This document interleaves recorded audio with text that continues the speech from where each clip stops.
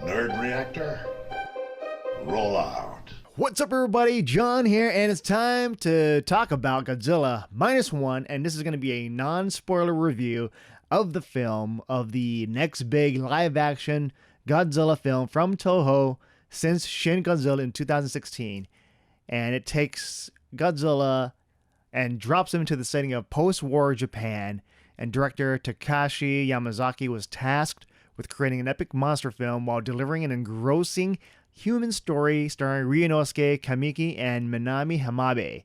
And the result is the best Godzilla film since the original 1944 film, thanks to the compelling story, Godzilla doing what Godzilla does best, the wonderful cast, and the stunning cinematography, and just all the cool action sequences from just the people, the Japanese civilians going up against Godzilla. And the story is Japan was devastated during World War II, leaving the country with no self-defense force or armaments. And to make matters worse, a new threat in the form of a giant dinosaur-like monster has arrived, aka Godzilla. And with little defense, it's up to the citizens of Japan to figure out a way to stop the kaiju from destroying everything in its path. And in Godzilla Minus One, Godzilla is a menace, and this is one of the deadliest versions of the kaiju that has ever graced the screen. And his massive size and tough skin are already an obstacle, but his atomic breath is on a whole other scale. The focus is the human story, but when Godzilla appears on the screen, he is shown in all his glory, and he isn't teased like in 2014's Godzilla film from Gareth Edwards. And the monster films like Godzilla vs. Kong and Godzilla King of the Monsters tend to focus on Godzilla as a monster that is trying to bring balance to the world, especially when there's like another threat and Godzilla's there to take that threat down. Here, Godzilla is a monster that is focused on destruction and mayhem. He is a villain, he's a bad guy, and he's out there to wreak havoc against the people of Japan. So in this movie, you got Ryunosuke Kamiki. He delivers a gripping performance as Koichi Shikishima, a failed kamikaze pilot who's struggling with his past.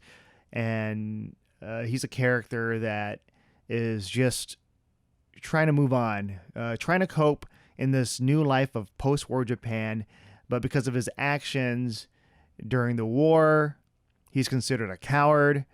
And so that's going to take a heavy toll on him, especially just suffering and just experiencing the war and just seeing people die, but also being one of the first to experience Godzilla just demolishing and killing people in his path. And then you have Minami Hamabe portrays Noriko Oishi, and she's a woman who has adopted an orphan girl. And her performance, she's kind of like the anchor that helps out the Koichi character. And she is just sweet and caring. And she's taken in by Koichi because she needs a place to stay to help with the orphan girl. And together, them three, they kind of form like this family, this unofficial family, and it's trying to help each other out. But yeah, with the family story here, it's like the anchor of the film, and it touches on the human story of just love, loss, and sacrifice. So yeah, and the rest of the cast, of the human cast, I really like them. They all have their distinct personalities, and they're like a colorful bunch, and just very likable characters that are there to help out Koichi. So I want to give props to the cast here, so I'm going to try to pronounce their names. And so I might be butchering their names, but I'm going to try nevertheless. So you have Yuki Yamada as Hiro Mizushima. You have Munetaka Aoki as Sosuke Tachibana. You have Hirataka Yoshiaka as Kenji Noda. Sakura Ando as Sumiko Ota. And Kuronosuke Sasuke as CJ Akitsu. And yeah, the cast, I think they're just all wonderful and just very likable, and probably one of the best Godzilla films with characters I actually care about. And I think what makes this Godzilla Minus One really exceptional is that if the filmmakers removed the Godzilla element from the film, the human story still holds up and still makes it one of the best human stories in a Godzilla film by far. And the setting of post-war Japan gives the filmmakers a chance to explore the Japanese psyche of what it means to help out their fellow countrymen without the aid of the government, and also in a time that's focused on dying for your country. What happens when you live for your country, especially with during the government, World War II, kamikaze pilots, killing yourself, just that whole thing. So once World War II is done, and once the government is done for that, what is the civilian gonna do in post-war Japan? Like, what is it like to try to live and fight for your country, especially without government involvement and a giant kaiju that's wreaking havoc? But since this is a Godzilla film, don't worry, Godzilla's still in it, and he appears here and there, just wreaking havoc. And the angry giant, whenever he appears, he is a force to be reckoned with. And just the destruction that he creates, like just the sheer size of Godzilla, just smashing, and his tail just whipping buildings, and just stomping on people, stomping on buildings, and his atomic blast. Oh my God, his atomic blast is crazy. It's devastating. Like, he shoots it out. And I don't want to say any more, but when you watch it, you'll be like, holy crap, this power is just one of the deadliest atomic blasts I've ever seen for a Godzilla film.